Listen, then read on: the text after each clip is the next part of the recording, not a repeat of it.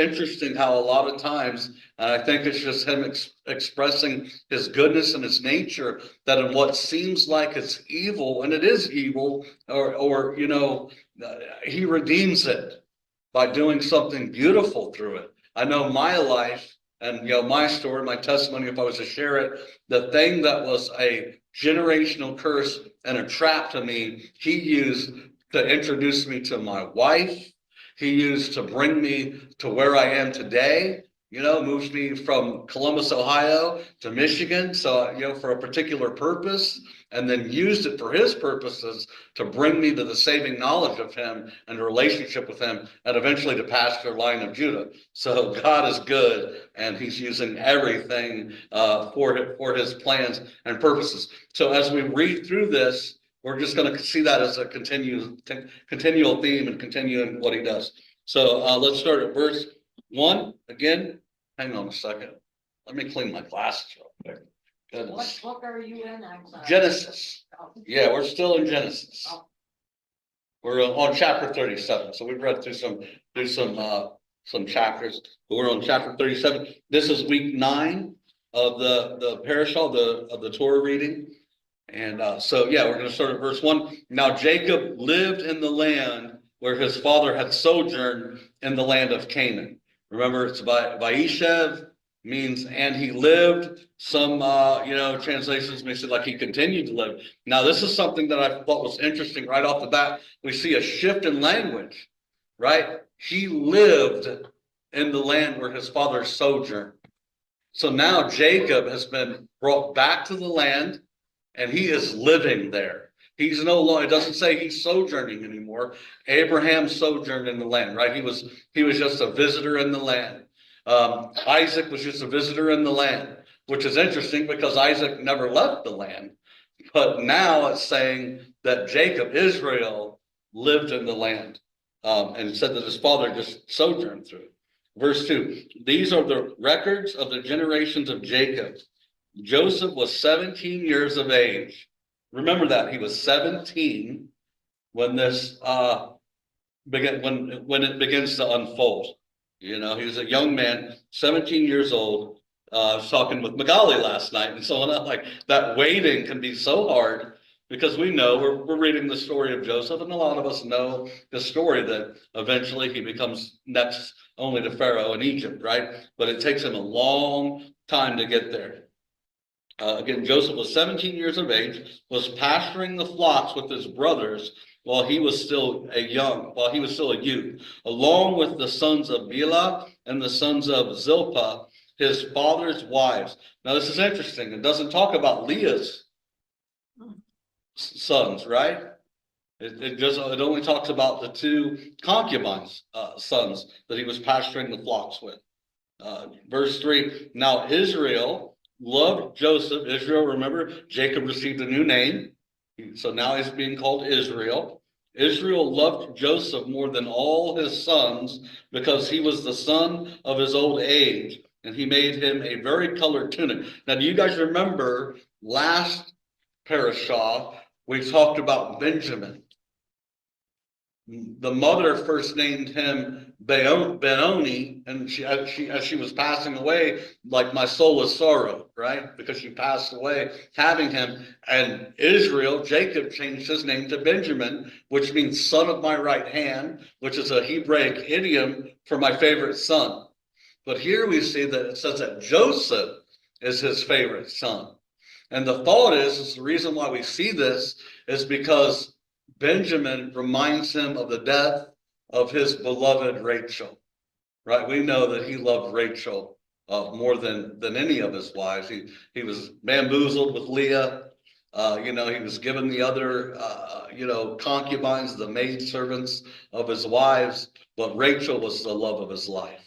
And, so the thought is that reason why we see Joseph kind of being his favorite son is because there was hurt and pain that he was still dealing with from the loss of Rachel.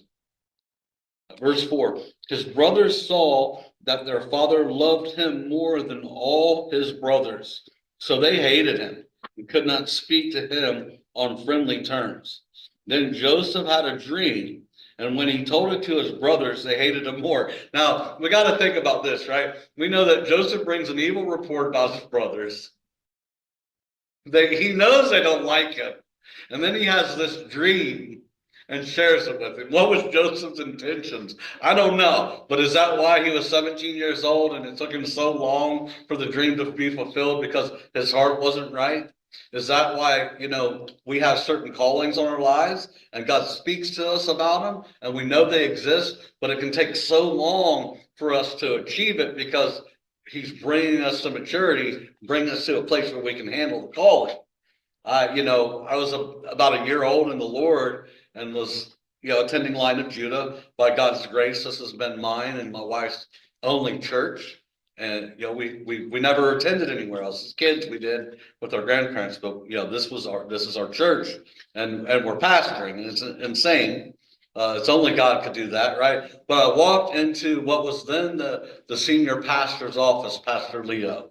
Some of you know him, some of you don't. I walked into the office one time, because I worked security and I was taking the offering back, and I heard the Holy Spirit clearly tell me, "This will be your office." Oh. And I laughed. I was like, Sarah. I laughed. I was like, okay, that's obviously not the Holy Spirit, because I never even, that was never a thought or desire in my heart to be a pastor, but here it is. God, brings me into that place, and it took 10 years for that to unfold. But here Joseph, the point here Joseph is telling, what do you think, Pastor Leo? How would he have felt if I said, the Lord just said this to me? He probably wouldn't have been excited about it, right? He'd have been like, oh, here we go, some young bucks trying to, right? But so why would Joseph tell his brothers this dream? Maybe he thought they'd be excited for him. I don't know. But I doubt it. I think he was trying to grind it in. He knew that he was, Israel's favorite son, and he was trying to grind it in on him. Verse 6, he said to them, "Please listen to this dream which I have had. For behold, we were binding sheaves in the field, and lo, my sheep rose up and also stood erect, and behold, your sheaves gathered around and bowed down to my sheep." Then his brothers said, "Are you actually going to reign over us? Or are you really going to rule over us?" Now, those are two different things. He's saying, are you actually going to reign over us? And in the Hebrew, that word comes from the root word melech, which means king. And they're saying, are you actually going to be a king over us? You're going to rule over it? And then the word rule, it means control. Are you going to control us? And we know as the story unfolds, he ends up being a prince of Egypt, and he has control over them. And it comes to fruition. So they hated him even more for his dreams and for his words. Yeah, makes sense, right? Now he had still another dream and related it to his brothers and said, "Lo, I have still had another dream, and behold, the sun and the moon and the 11 stars were bowing down to me." He related it to his father and to his brothers, and his father rebuked him and said to him, "What is this dream that you have had? Shall I and your mother and your brothers actually come to bow ourselves down before you to the ground?" Now, isn't this interesting, though, that Israel mentions the mother? She's passed away at this point. I don't understand why it's there, and I'm praying and asking the Lord to give me revelation and insight. But he says, "Are me and your mother and all your brothers going to bow down to you?" It's interesting that he includes the mother there, right? Verse 11, his brothers were jealous of him, but his father kept the saying in mind. Then his brothers went to pasture their flocks in Shechem. You guys remember what happened in Shechem last time? The prince of Shechem, the son of the king of Shechem, took Dinah, raped her, wanted her as a wife, and then Simon and Levi went in and tricked them, got them to circumcise themselves, and then murdered them all while they were recovering. and then took Dinah back and looted them, right? Looted all their stuff. But even before that, you guys remember they bought land in the place of Shechem. Jacob bought land there, so they own land in Shechem, and but they go back there to pasture the flock in Shechem. And verse 13, Israel said to Joseph, "Are not your brothers pasturing the flock in Shechem? Come, and I will send you to them." And he said, "I will go." And he said to him, "Go now and see about the welfare of your brothers and the welfare of the flock, and bring word back to me." Like he knows that Joseph is a good tattletale, right? He'll go now, check on him, and tell him honestly what's going on. So he sent him from the valley of Hebron, and he came to Shechem. Now a man found him, and behold, he was wandering in the field, and the man asked him, "What are you looking for?" Now, isn't this interesting? He goes down to Shechem and he can't find his brothers, and he's looking for them. And just some random man appears to him and asks him, "What are you looking for?" And he said, "I'm looking for my brothers. Please tell me where they are pasturing the flock." Then the man said, "They have moved from here, for I heard them say, 'Let us go to Dothan.'" So Joseph, after his brothers and went after his brothers and found them in Dothan. Now here is an example already. Some random man in the land of Shechem just happens to hear that the brothers were leaving Shechem and going to Dothan, and tells Joseph where to go.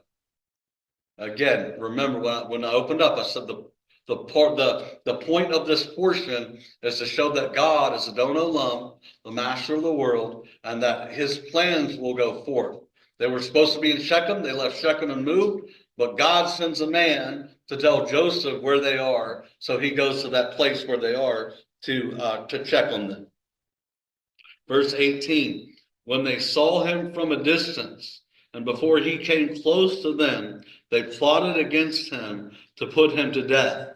They said to one another, "Here comes this dreamer. Now then, come, let us kill him and throw him into one of the pits, and we will say, 'A wild beast devoured him.' Then let us see what will become of his dreams." Right? They're looking to put an end to his dream where he told them, I'm going to rule over you. They said, then we'll see what happens. But Reuben heard this. Now, where did Reuben come from? Because it was the daughter or the sons of the two concubines that were pasturing the flocks. And I think Reuben and the sons of Leah, it would seem like, maybe remained in the area of Shechem. Reuben had already slept with one of the concubines of Israel, of Jacob. Simon and Levi were rejected by Jacob for what they did. So it would seem like maybe they're dwelling in the land of Shechem away from their father, and that's why they happen to be here. So Reuben, he just happens to come upon them, right, and rescue. But Reuben heard this and rescued him out of their hands and said, "Let us not take his life."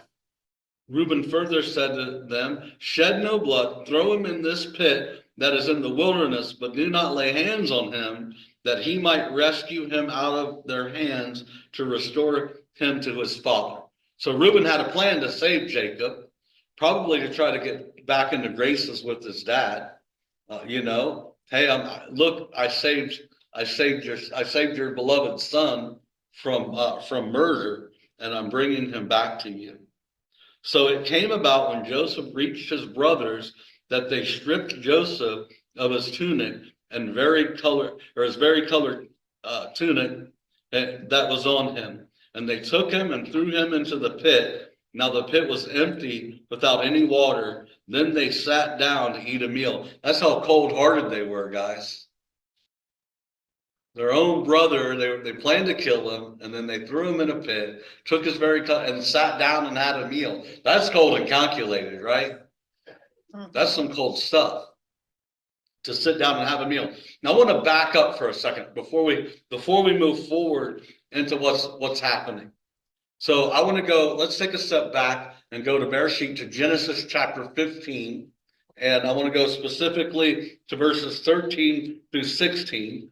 This is in Hebrew called the Brit. Brit means covenant, right? Brit Hadashah is the new covenant. So Brit means covenant. This is Brit Bein HaBeterim, and it means the covenant between the parts. And this is the covenant that God made with Abraham between the parts, where he slaughtered the animal and God shows up and goes between the parts, right?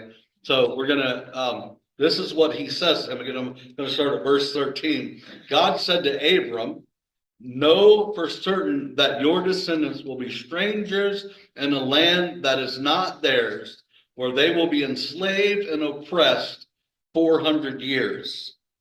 But I will also judge the nation whom they will serve, and afterward they will come out with many possessions.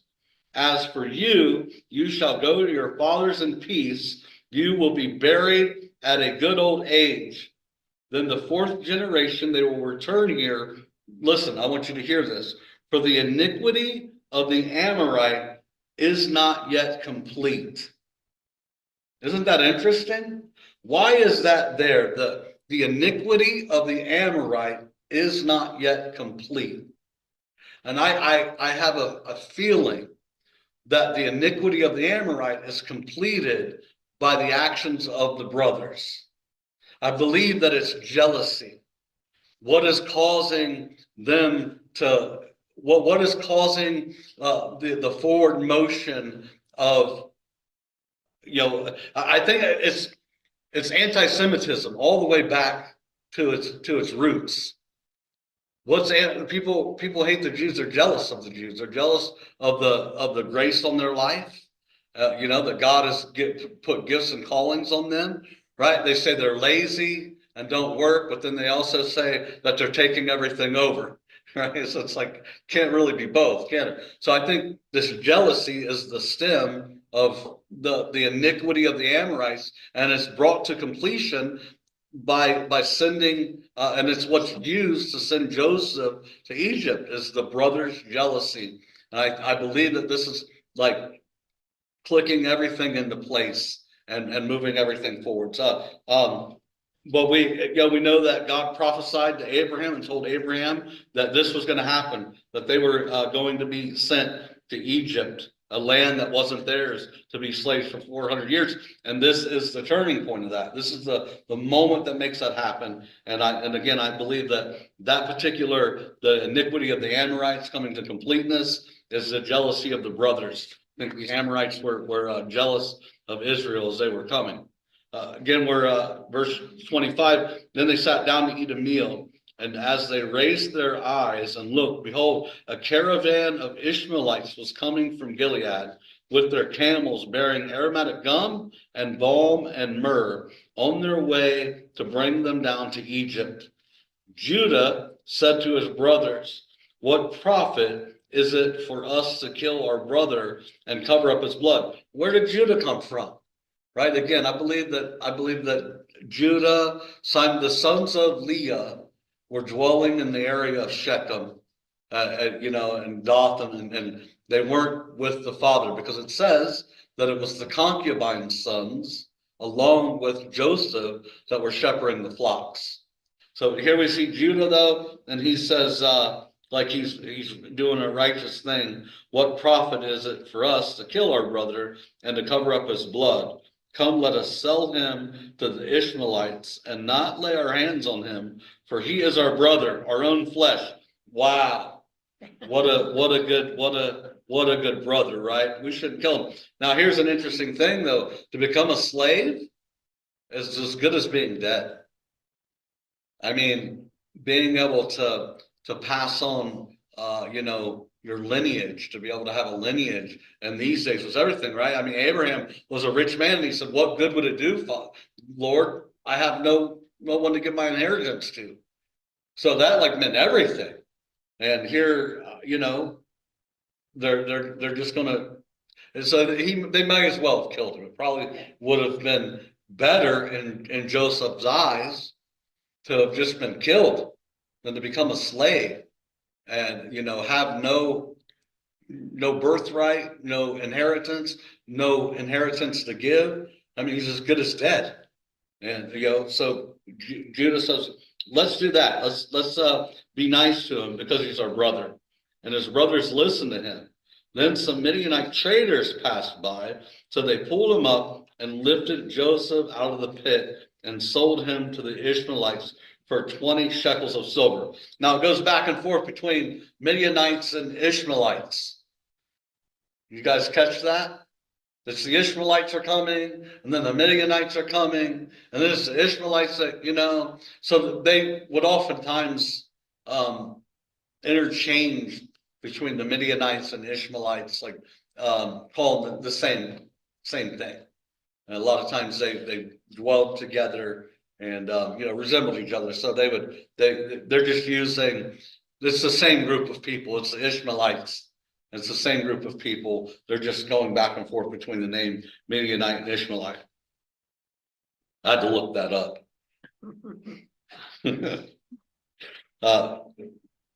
Where we at? Okay, verse 20. Then some Midianite traders passed by, so they pulled him up and lifted Joseph out of the pit and sold him to the Ishmaelites for 20 shekels of silver. Thus they brought Joseph into Egypt. There it is, right? He's into Egypt now.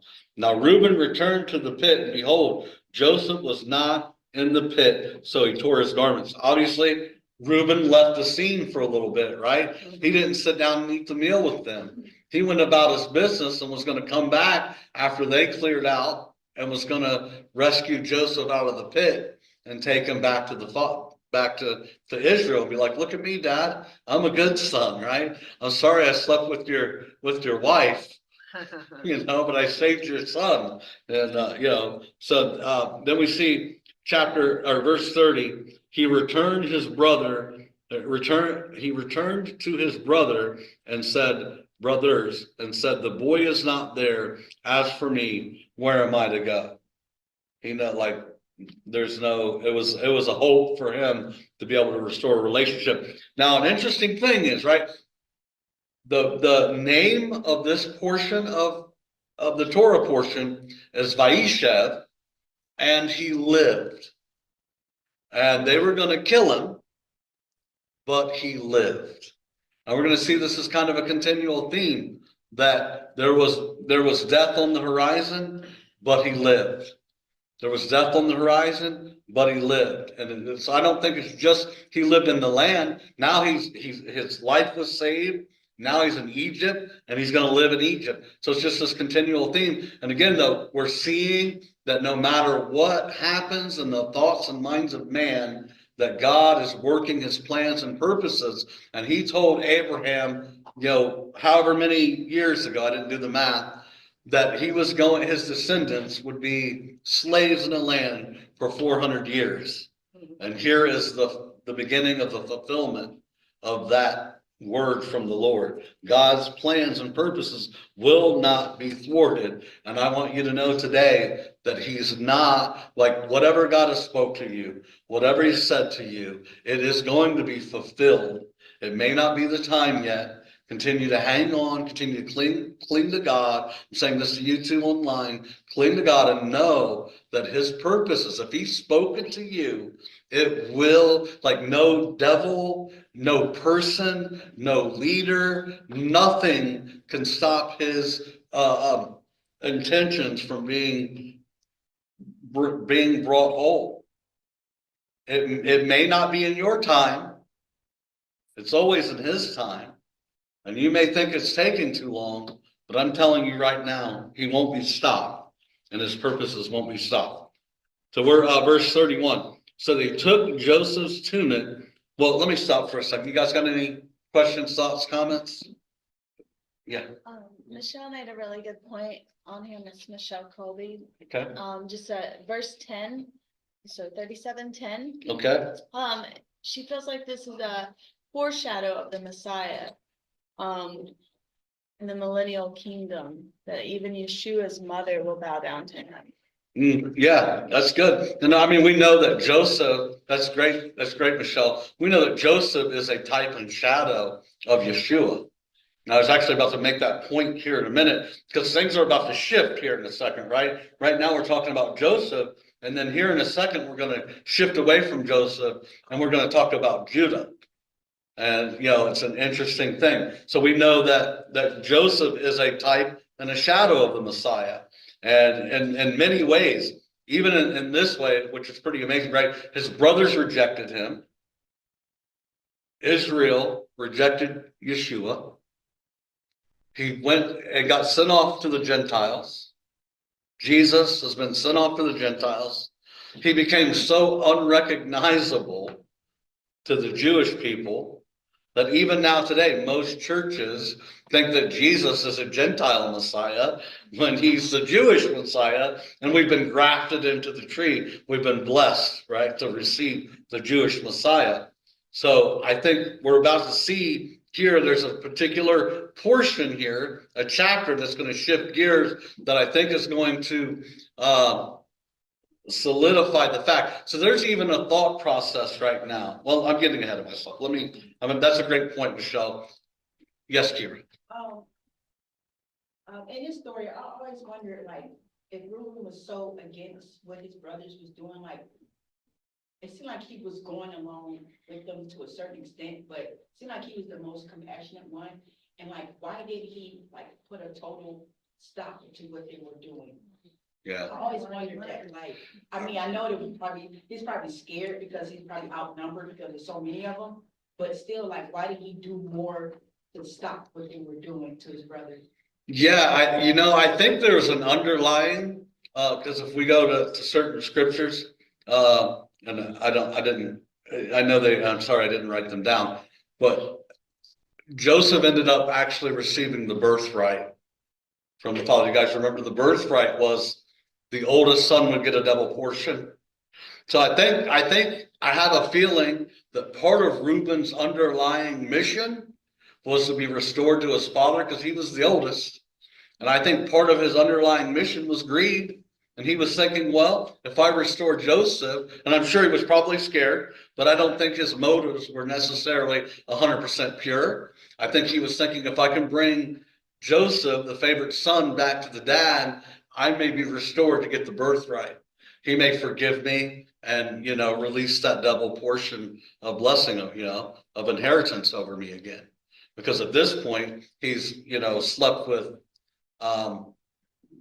the concubine, has been rejected by the father, and we're going to see it. I think there's an underlying motive for Reuben, and I think that might have been why he, was still kind of, oh yeah, just put him in the pit and let him die naturally, and then I'm going to come back later, deception, and that's my thoughts, and I think possible intentions of Reuben wasn't exactly pure. Yeah. And I mean, he slept with it. So we obviously see that his character wasn't great, so I'm sure that was part of it. Yeah. I wondered yeah, he's the oldest, right? Yeah. Why not just, well, then you have, 9 other brothers. So oh, we'll throw you in the pit too, man. Like, y'all, we'll kill both of you. But yeah. So they took, verse 31, they took Joseph's tunic and slaughtered a male goat and dipped the tunic in the blood. And they sent the varied colored tunic and brought it to their father and said, we found this. Please examine it to see whether it is your son's tunic or not. Man, evil, right?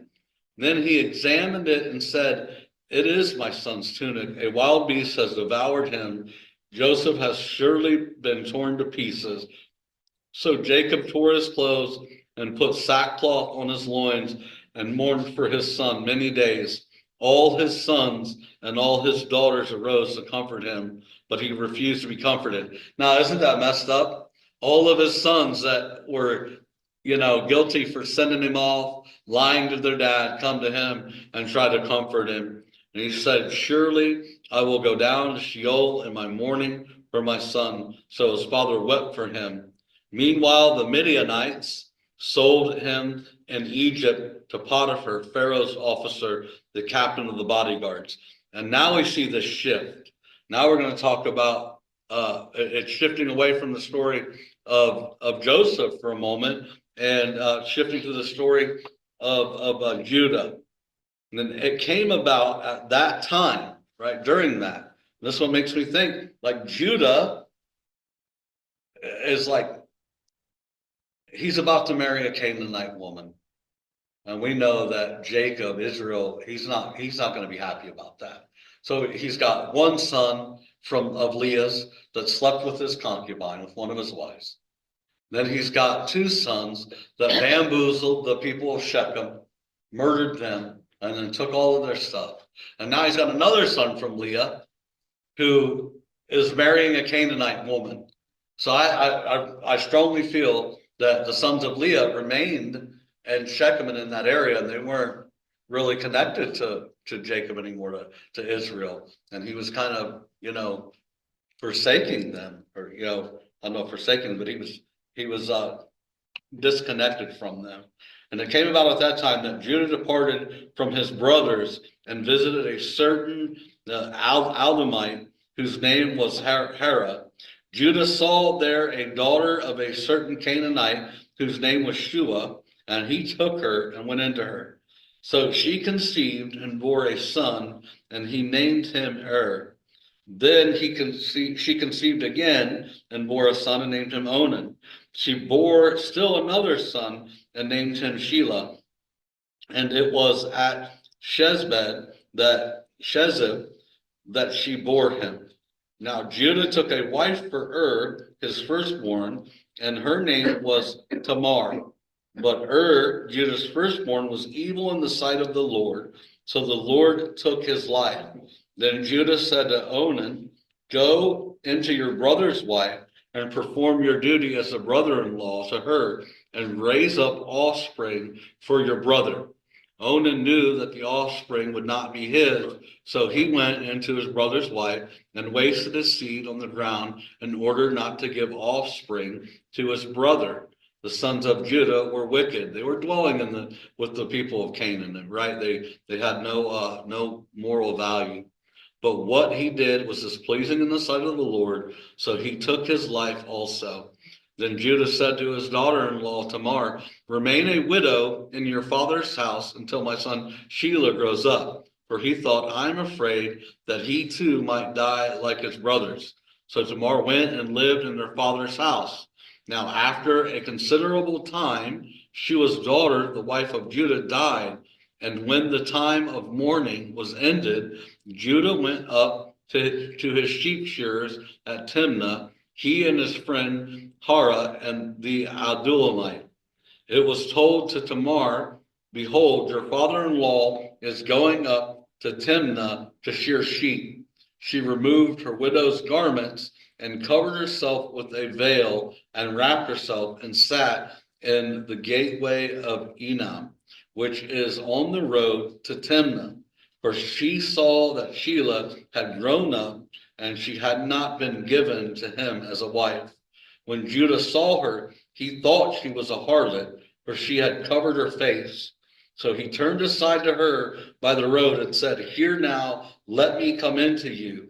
For he did not know that she was his daughter-in-law. And she said, what will you give me that you may come into me? Now, I don't think her purpose was to act like a prostitute.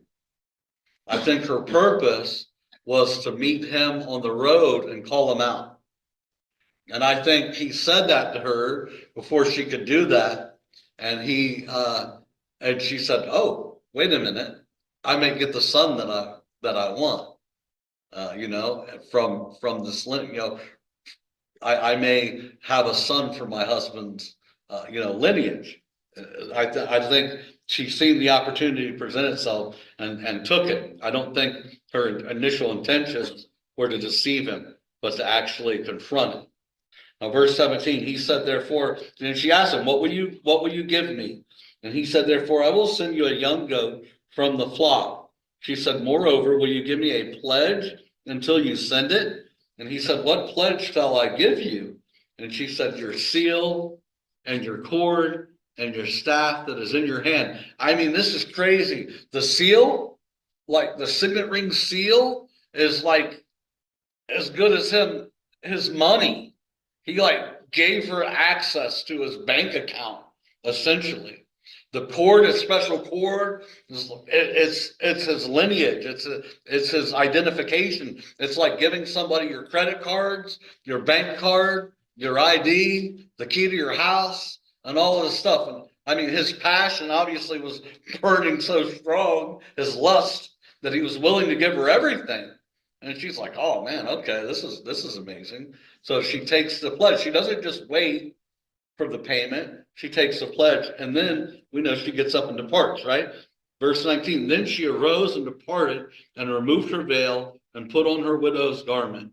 When Judah sent the young goat by his friend, the Adulamite, to receive the pledge from the woman's hand, he did not find her.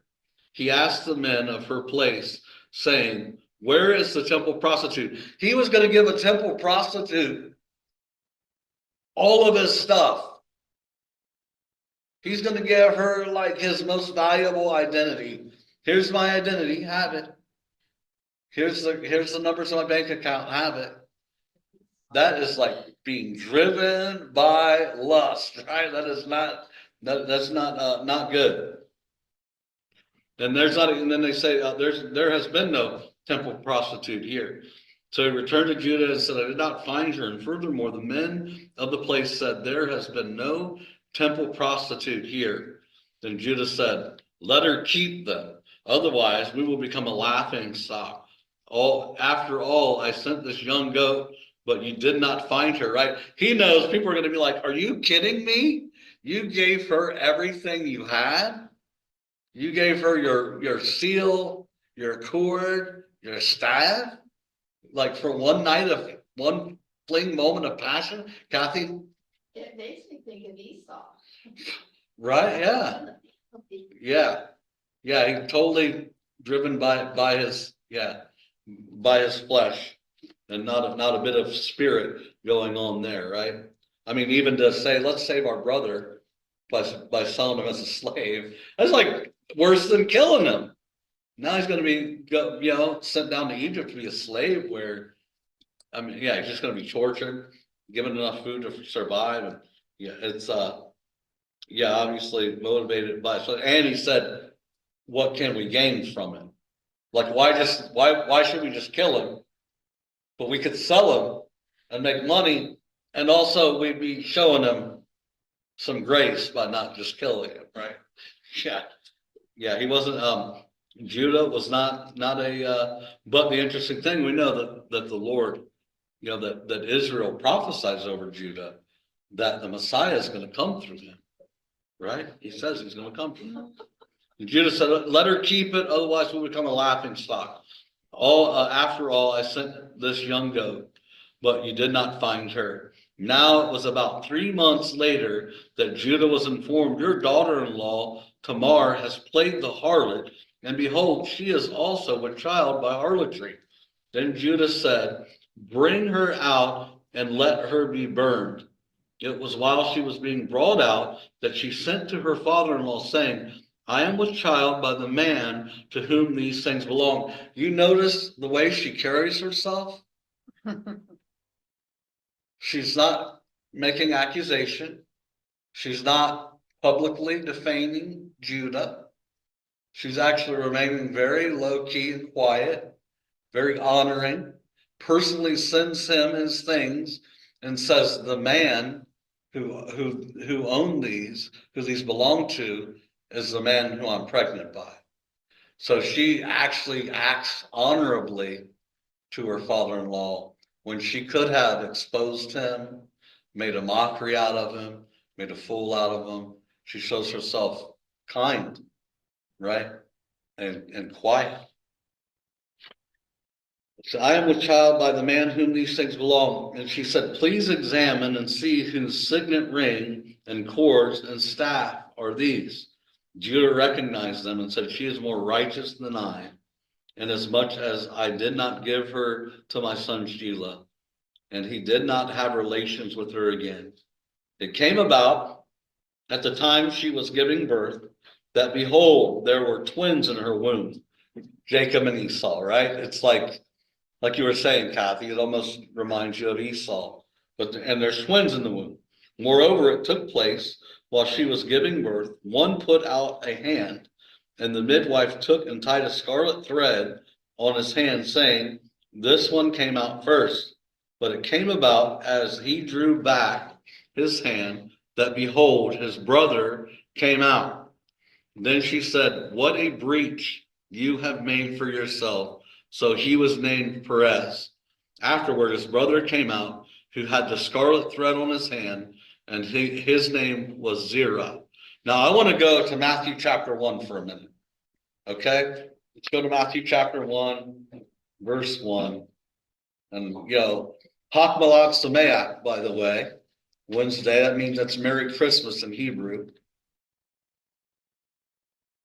Hak, say it, Hak Malad Sameach. It's happy, Merry Christmas.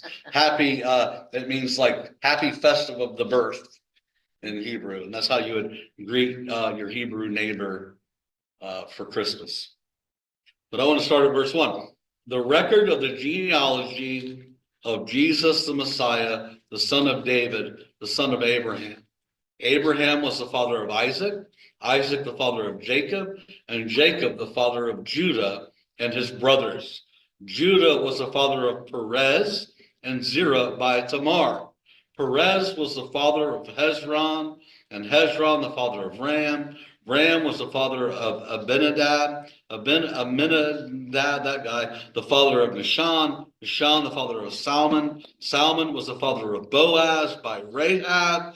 Boaz was the father of Obed by Ruth, and Obed the father of Jesse, Jesse the father of David the king. Perez is the father of a Canaanite Gentile woman who God uses to bring forth the lineage of the Messiah. And now let's look at a couple of these other guys, right? Boaz, the famous Boaz, by Rahab.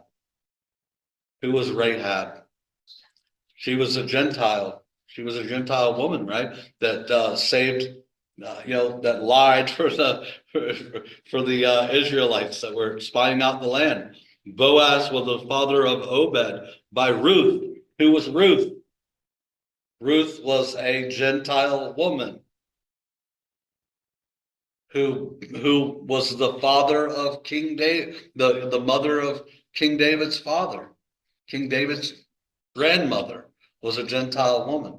I mean, we see right here, the Messiah is going to be brought to unite Jew and Gentile one. He was brought to unite Jew and Gentiles when the entire world was to be saved. The Jewish people are blessed, and for a reason, and it's so that the Messiah could come through them, so that they could be a blessing to the whole world. Yes, Kathy. It's amazing to me that his name, at least in the Amplified, it says means breaking forth. Yeah, and actually, if you look in the Hebrew, it's breakthrough, break forth, becoming prosperous, breaking into prosperity. And why? Now the question is, why is it that this story all of a sudden is in the middle of the life of Joseph, right? We're talking about Joseph's life, and then all of a sudden it shifts to Judah and this story of Judah, and then we're going to shift right back to Joseph's life. And I have a feeling it's because even though Joseph was a shadow of the Messiah, the Lord put this here in the middle of his story to say, it's not his lineage, though, that will bring forth the Messiah. It's going to be through, even though I'm using Joseph to fulfill my purposes and plans, and Joseph was a righteous person. He was ascetic, a righteous one. he's not the Messiah, and he's not going to be the lineage. I think about this, guys. It's even if I kept on reading in Matthew chapter 1, it's Bathsheba who has Solomon. You know, and we know what happened with Bathsheba, right? I mean, David commits adultery with her, murders her husband, and it's through that act that God redeems it and ends up bringing forth the Messiah through that lineage. And it's just the goodness of God to say, you know, my plans will happen, and what looks like to you, it shouldn't be the way it should, you know, be. And it may seem like evil, and it may seem unredeemable, and it may seem all this. I bring dead things to life. I redeem the unredeemable. You know, I am the great, I am the Almighty God. I am the one who says, I will raise up, right? I will raise up a righteous branch, and he will be Yahweh Sid Kanu, the Lord our righteousness. And he will make you righteous because you couldn't do it on your own. And I think he puts it there so that, and in rabbinic Judaism today, they believe that every generation, there could be a Messiah in every generation. And they believe what the Messiah will do is bring Israel back to Torah. And they believe that there can be one of two Messiahs, the Ben Yosef, the son of Joseph, or Ben David. They believe if Israel is suffering, then it would be through Joseph.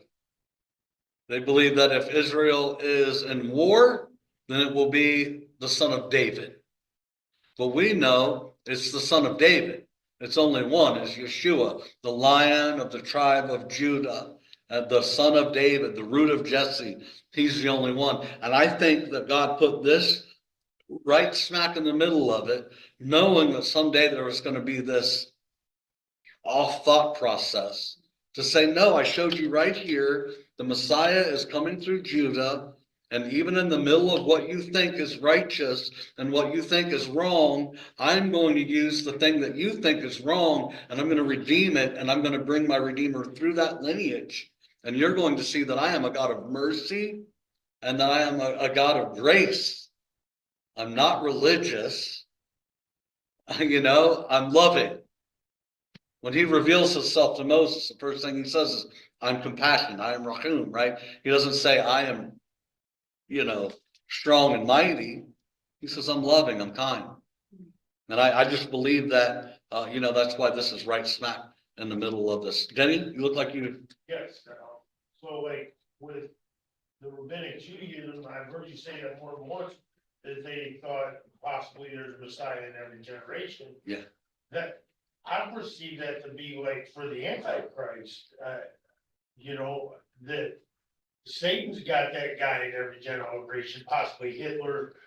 So I just find it odd that, because, I mean, maybe I'm out of turn here or off base, but the devil doesn't know when this is gonna go down, only God does, and I believe he's had.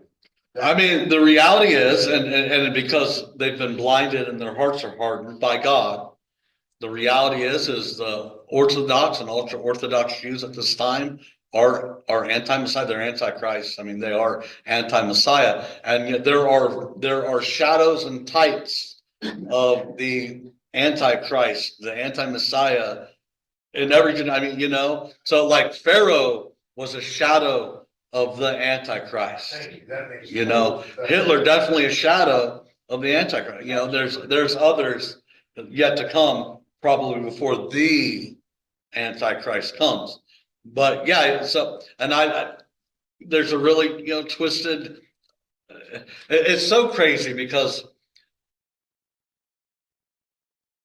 if we go back centuries and look at the ancient rabbis, what they taught was, what Jesus fulfilled.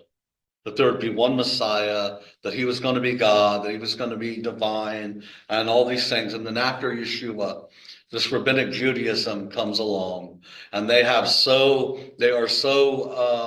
afraid, knowing that it's obvious that he's the one, that he fulfills all the credentials for the Messiah, and it's like they're so afraid and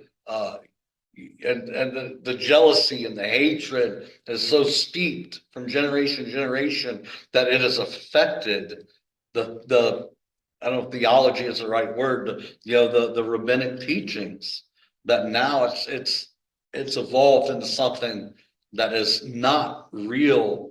But I mean, they study the Talmud and the Midrash and those things more than, and it's an ongoing thing from the Pharisees, like, but they study those more than they study the word. And it's so mirrors Catholicism. Sorry if there's any, and I know Catholicism's changed a lot, and there are real Catholics, as I talked about a couple of weeks ago, that I truly believe are born again, love Jesus, but ancient Catholicism is you couldn't read the scriptures and understand them. You needed a priest who could read Latin to interpret them for you, and you couldn't read them and understand them yourself. And if you talk to a lot of these, Hasidic and Orthodox and ultra Orthodox Jews, they'll tell you that's for a rabbi or a rebbe to answer. You can't just read the scriptures and know what they're saying. No. You've got to, that's for the rabbi to answer. And it's just so crazy, that spirit of religion that is like has people so trapped and bound that God couldn't be a personal God. And that's that same thought process that says that God couldn't clothe himself in flesh, that God couldn't humble himself and become a man. And we know that's not true, right? We see it through the scriptures, through their own, through the Hebrew scriptures, that he did that. But I believe that's why the Lord put this right in the middle of the story of Joseph. I think that's why he put this here. And yes, God uses Joseph, as we'll read, when we continue to read, to bring about his plans. There's a saying in Hebrew that I love, and it's Hakol Mishamayim. Hakol, say it, Hakol Mishamayim. And it means everything is from heaven. Everything is from God. Hakol Mishamayim. And I want to read this quote for you guys from this rabbi, Isaac Arbanel, and he was a Portuguese philosopher from, I think, 15th century, something like that.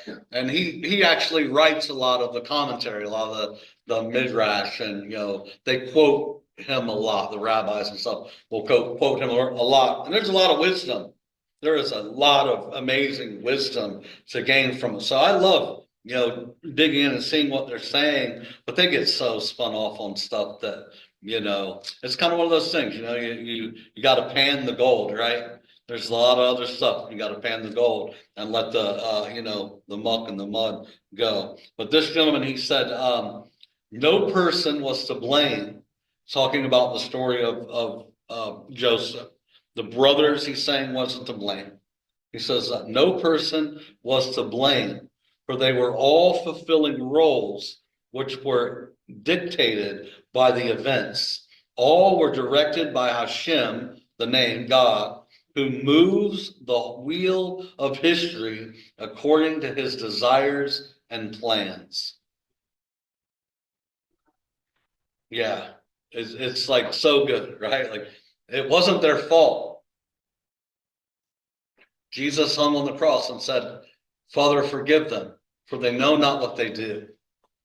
And I actually let's go to 1 Corinthians chapter 2 for just a moment.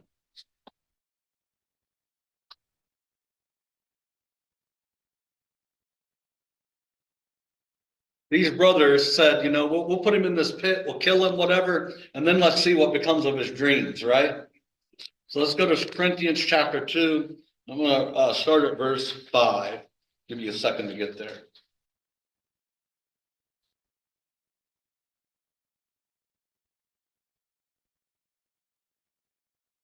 so that your faith would not rest on the wisdom of men, but on the power of God.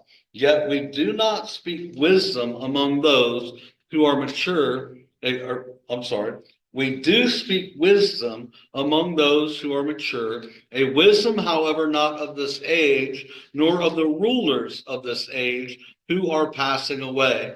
But we speak God's wisdom in a mystery, the hidden wisdom which God predestined before the ages to our glory, the wisdom which none of the rulers of this age has understood. For if they had understood it, they would not have crucified the Lord of glory. The brothers would not have thrown him in the pit had they realized that that was God's plan all along. So again, they weren't acting on their own. They were being moved by the God who directs the wheel of history, dictates the outcome of the future to put forth his plans. You know, I that's why I say have grace for yourself. When you've stumbled and you've fallen, understand that at the end of the day, you have free will. But God is using that for your life and his purposes to move you and guide you into the place that he wants you to go. As long as you keep moving forward, there's no such thing as a failure. You haven't failed until you stop trying. And every stumble is an opportunity to learn and grow. Isn't that right, Mary Lou? You know that well. I stumble a lot. But every opportunity, it's an opportunity to learn from it and grow. And God has allowed that to happen to you so that he could produce out of you what he's put in you. He's put something in you, and he's got to put you in circumstances to get it out of you. Right? I'm so happy he put me here. Yeah. I really, of all the churches I've been through my life, I'm the happiest here. Amen. Well, I'm happy he put you here too. Well, let's go to chapter 39. You guys are doing good? All right. Now we're back in the story of Joseph. Now Joseph had been taken down to Egypt, and Potiphar, an Egyptian officer of Pharaoh, the captain of the bodyguard, bought him from the Ishmaelites who had taken him down there. Right now we're back Midianites, Israelites. It just keeps going back and forth. It's the Ishmaelites. It's the same people. Yahweh was with Joseph, so he became a successful man, and he was in the house of his master, the Egyptian. Now his master saw that the Lord was with him, and how the Lord caused all that he did to prosper in his hands. So Joseph found favor in his sight and became his personal servant. And he made him overseer over his house, and all that he owned he put in his charge. That's awesome, right? I mean, there's no holding this guy back. The Lord's graces are upon him, and he's just moving him forward. Yes, Mary. So is that the same blessings that were on Abraham then? I mean, it's on the Jewish people. They seem to have gifts and prosper everywhere they go, right? Because the Lord is with them. I mean, even if they're not, their hearts aren't great, right? You know, I mean, they still in Romans it says the blessings and callings of God are irrevocable, right? They're not according to Israel's repentance. He's just blessed them, and he's not going to, remove the blessing off of them. But yes, everywhere Joseph goes, he's showing that the Lord is with him. Now we're on verse 6. So he left everything he owned in Joseph's charge, and with him there he did not concern himself with anything except the food which he ate. Now Joseph was handsome in form and appearance. We know this can't be the Messiah because Isaiah says he wasn't. He wasn't. He had no. You would see him. You wouldn't think that he was Right. attractive. Yeah, right. Yeah. Verse 7, it came about after these events that his master's wife looked with desire at Joseph, and she said, lie with me. But he refused and said to his master's wife, behold, with me here, my master does not concern himself with anything in the house, and he has put all that he owns in my charge. I would imagine that this is probably a bigger struggle for Joseph than it makes it look like here. You know, you got this woman that's throwing herself at him. And I'm guessing that this wouldn't happen without Potiphar having some kind of idea that it's going on. It says that she keeps doing it, right? She keeps doing it, keeps coming on to him. It wasn't one time and she stopped. She kept doing it, right? Verse 9, there is no one greater in his house than I, and he has withheld nothing from me except you, because you are his wife. How then could I do this great evil and sin against God? I love this, right? Joseph has a right understanding that when we sin against a person, we're not sinning against a person, we're sinning against God, right? And, Lord help us understand that our brothers and sisters, the store clerk that doesn't know God, is created in his image. They don't know they're created in his image. Our brothers and sisters, we forget all the time. So when we sin against one another, or when we're gossiping or saying something slanderous about one another behind each other's backs, we're sinning against God. We're not talking about the person. We're sinning against God. Help me, God. Help me to understand that in a greater measure. Man, verse 10, as she spoke to Joseph day after day, right? This wasn't a one-time occurrence. Potiphar had to know. Come on. This was in his, I'm sure he's not a dumb man. He did not listen to her to lie beside her or to be with her. Now it happened one day that he went into the house to do his work, and none of the men of the household was there inside. So obviously one day, right? So this kept happening, and there was one day though where nobody was in the house. So tell me that Potiphar didn't know this was going on. He knew this was happening. She was chasing him.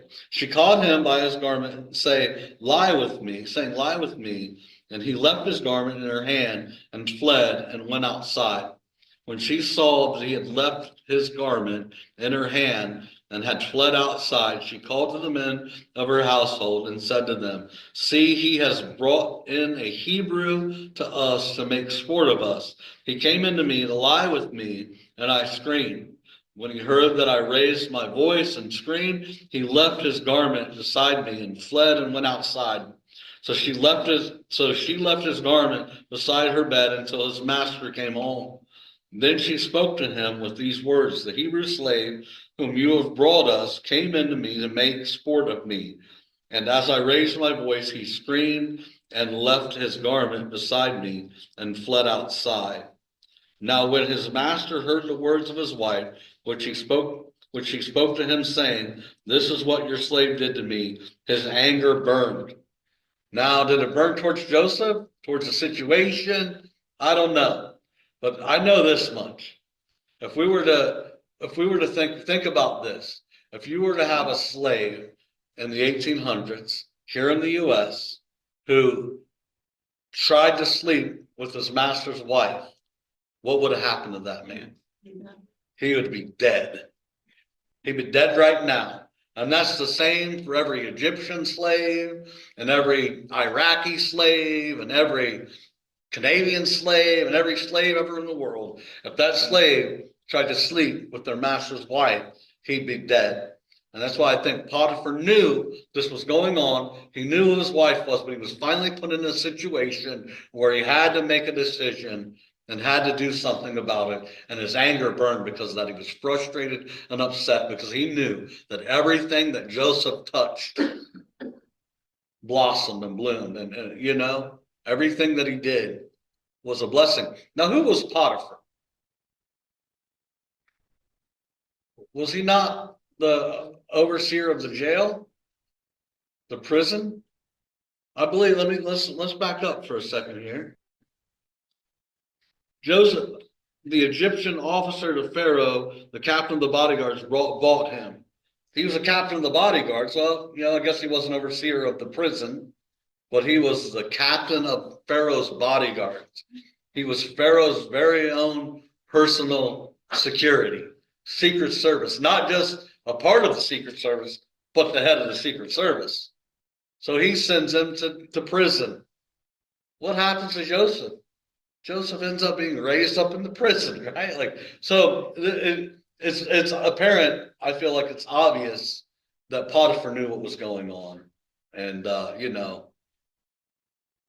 think about it. If the head of the CIA, you tried to sleep with his wife, and he didn't kill you, your life would be miserable for the rest. You certainly wouldn't be put in prison and be brought up to some stature there in prison. But we're going to see that happens, right?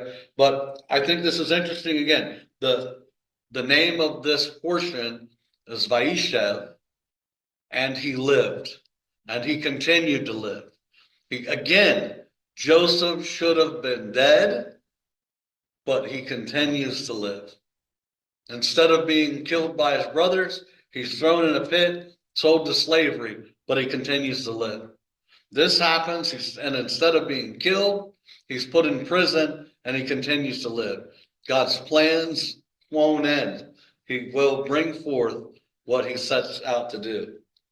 Verse 19, now when his master heard the words of his wife, which she spoke to him, saying, this is what your slave did to me, his anger burned. So Joseph's master took him and put him into the jail at the place where the king's prisoners were confined, and he was there in the jail.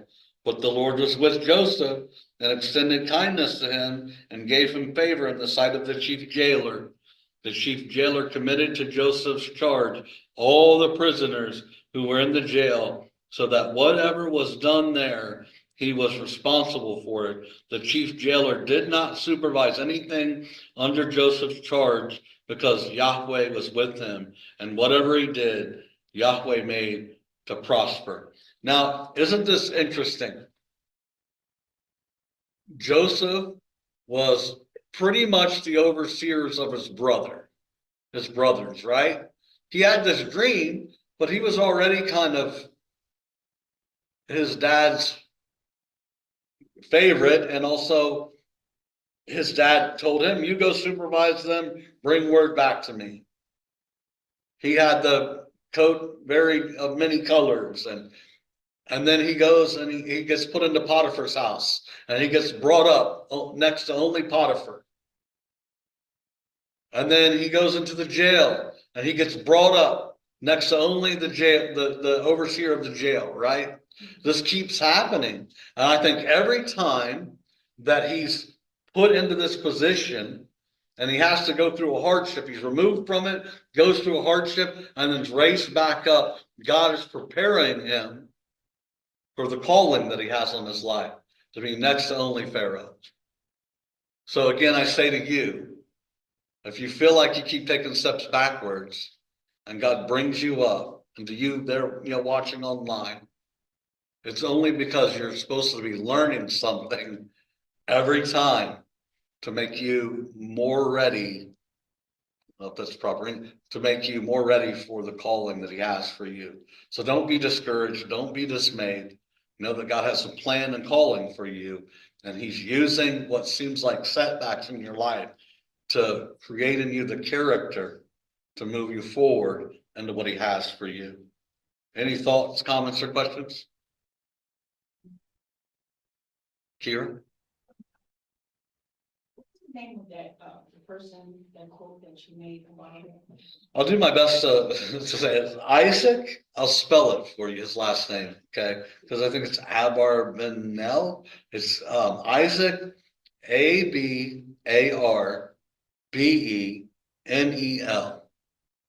Thank you. Yep. And again, he was a 15th or 16th century philosopher, Portuguese philosopher. Yeah. Interesting that in verse 21, that it says, the Lord was with Joseph and showed him mercy and loving kindness. Yeah. Showed him favor. I'm just like, wow, that mercy and loving kindness, it just keeps bubbling up, you know, Psalm 136, every verse ends in that statement. It's like it's like all through the old covenant. Yeah. He's the same God. I mean, that's, he continues to reveal his nature through the entire scriptures of that he's merciful, he's kind, he's good. And we get so stuck thinking that he's harsh and, it's our perspective. There's so many times where I think, it's like the gospel, the good news, and people get hung up on. So what you're saying is if I don't believe in him, then I'm going to hell. Like what I'm saying is all you have to do is believe in him, and you're not going to hell. Like what do our perspective, right? It's we shift it so much. It's if you talk about election or predestination, people get stuck on that. So you're telling me that he chose me, but not them. Yes, I'm telling you, he chose you. You didn't choose him. Like, who knows if he's going to choose them or not? Stop focusing. You don't know who he's going to choose or not. We're always like shifting our, yes, he's a judge. Yes, he's righteous, but he's loving, kind, merciful above that. And he's going to make a way, for our redemption. Yes, Mary. Well, I know, so if I ever try talking to anybody about God or anything like that, the first thing they come up with is, he's mean, he hates us because he puts us to hell. Right. And it's like, but he wants to have a relationship with you, so if you don't want the relationship, he keeps you separated. What he doesn't put you to hell. He gave you free will. He gave you free choice. You've got a choice. I mean, that God chooses us. Yes, Esau he hated, Jacob he loved, when neither one of them had done anything good or bad. But Jesus also says, I will by no means cast out anyone who comes to me. So he gives us free will. So when we choose to deny him and reject him, it's a choice that we've made. And then, we could go deep into that because it's like a really deep thing, I mean, at the end of it, it's kind of like asking the question, if God is all powerful, can he create a rock that he can't lift, The answer is no. He can, he can, he's only good. And that's what he wants to say. He's only good. And when we can understand that he's only good and everything that he does is good, that even the things that are hard for us in our life, he's using to do good. I mean, right, we're not going to finish the story of Joseph this week. We'll finish it next week. But we know that as hard as this was, and it had to be hard for Joseph. He was 17 years old and he went through 17. Can you imagine being 17 years old, thrown in a pit, sold as a slave, and taken to a foreign land, away from all your family. And, it was a hard life. And I'm sure even as he prospered in these, he was still a Hebrew, but he was still a slave. It wasn't like he was living his best life now, right? He was, I'm sure he was a Hebrew slave. And even though he was being blessed, it's still, still hard. All right, last chapter today. Yeah, was you raising your hand, Kira? No. Okay. I had my Bible closed already. Oh, no, we got one more chapter. Oh, okay. We're almost there. Are you guys doing okay? Yeah. Okay. Yeah, we're almost there. Chapter 40, verse 1. Then it came about after these things, the cupbearer and the baker for the king of Egypt offended their lord, the king of Egypt. Pharaoh was furious with his two officials, the chief cupbearer and the chief baker. So he put them in confinement in the house of the captain of the bodyguard and the jail, the same place where Joseph was in prison. Now, see, here we go. Here's where what makes me think that Potiphar was very much related to the jail, because it says he was placed in the house of the captain of the bodyguard in the jail. Right? The captain of the guard. Who was the captain of the bodyguards? Potiphar. right? So he's in the jail, in the same place where Joseph was in prison. The captain of the bodyguard put Joseph in charge of them. The captain of the bodyguard, right? Put Joseph in charge of them, and he took care of them, and they were in confinement for some time.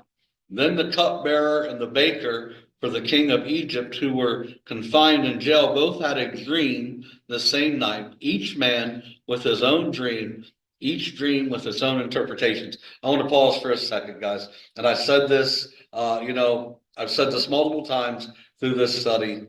Let's pay attention to our dreams. Write them down. Don't get up and run in the morning.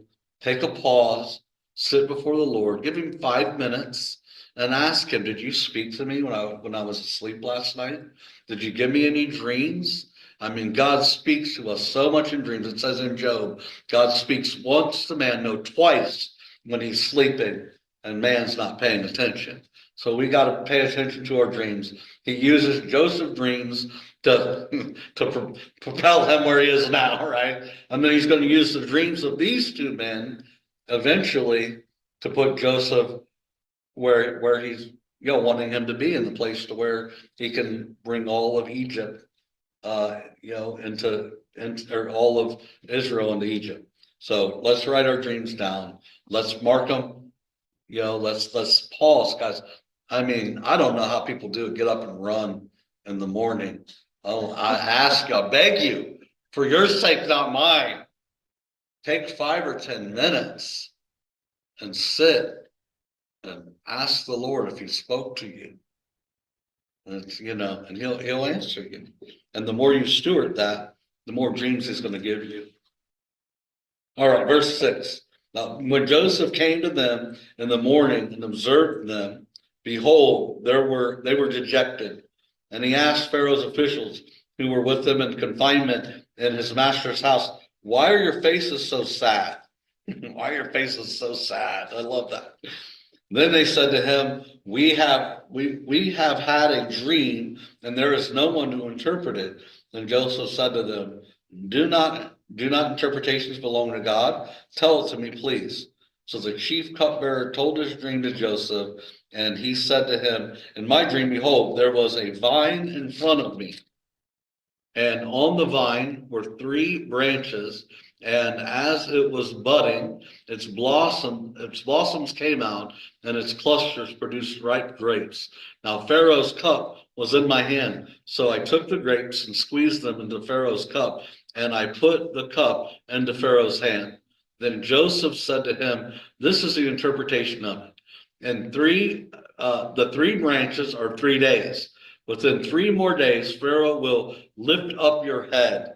This makes me think of Psalm chapter 3, verse 3. He's a lifter of my head, and this means he's going to restore you.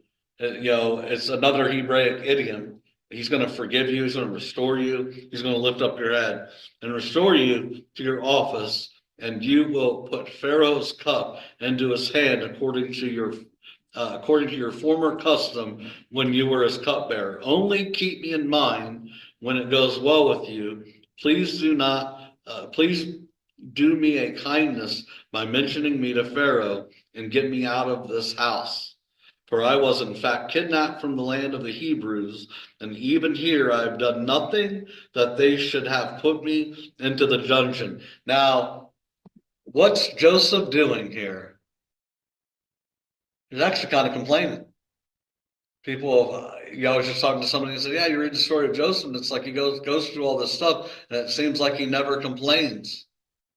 Well, here he's and then maybe it's not complaining, but he's definitely saying, I shouldn't be here. I've been done wrong, right? And you tell Pharaoh I've been done wrong and let me go. So it's pretty interesting that there is one little, and all the things that have happened to Joseph, there's one little moment here where he says, this happened to me and it shouldn't have. Verse 16, when the chief baker saw that he had interpreted favorably, he said to Joseph, I also saw in my dream, right? If he would have interpreted it bad, he would have just kept it to himself. But he blessed him. He was like, here's my dream. I also saw in my dream, and behold, there were 3 baskets of white bread on my head. And in the top basket, there were some of all sorts of baked food for Pharaoh. and the birds were eating them out of the basket of my head. It sounds bad, doesn't it? Right? Like the cupbearer was handing Pharaoh the cup, and the birds were eating it. It doesn't sound as good. Then Joseph answered and said, this is its interpretation. The baskets are 3 days. Within 3 more days, Pharaoh will lift up your head from you. Not lift your head up, not lift up your head, but lift up your head from you, and will hang you on a tree, and the birds will eat your flesh off of you. That is rough. He didn't get the favorable interpretation like the cupbearer did, right? Thus it came about on the 3rd day, which was Pharaoh's birthday, that he made a feast for all his servants, and he lifted up the head of the chief cupbearer and the head of the chief baker among his servants. He restored the chief cupbearer to his office, and he put the cup into Pharaoh's hand. But he hanged the chief baker, just as Joseph had interpreted to them. Yet the chief cupbearer did not remember Joseph, but forgot him. Again, Vayeshev, and he lived. The cupbearer lived, and he lived, but he forgot about Joseph. And I think that was the Lord's will, right? It had to be the perfect timing for him to remember Joseph. And it says, when we read the next scripture, now it happened at the end of the 2 full years that Pharaoh had a dream. So in 2 years, Joseph thought, man, this guy forgot about me. How many of us after 10 minutes is like, he forgot about me? Joseph, 2 more years, and he said he forgot about him. But God had a plan. He knew that he was going to release a particular dream over Pharaoh, and that he was going to use Joseph in that moment. If Joseph would have left, who knows, Joseph might have went back to his family. Maybe he wouldn't have been there for the Pharaoh to interpret his dream. So God had to keep him confined, keep him put still until it was the right time. Now I want to go again, because the principal reasoning for this is that God is Adon Olam. He's the master of the world. He uses everything in everything in your life and your neighbor's life and all that you're facing. So when that person cuts you off today when you're driving, or if some of you go shopping or whatever, and that person's rude to you, just remember that God has actually orchestrated that moment for you to do something in your life. When you feel like you're not moving forward where you should be moving, just remember God is preparing you to move you forward. And that's what this parashah is about, to show you that God is in complete control. And I want to go to Romans chapter 8 for a minute, and I'm going to end on this.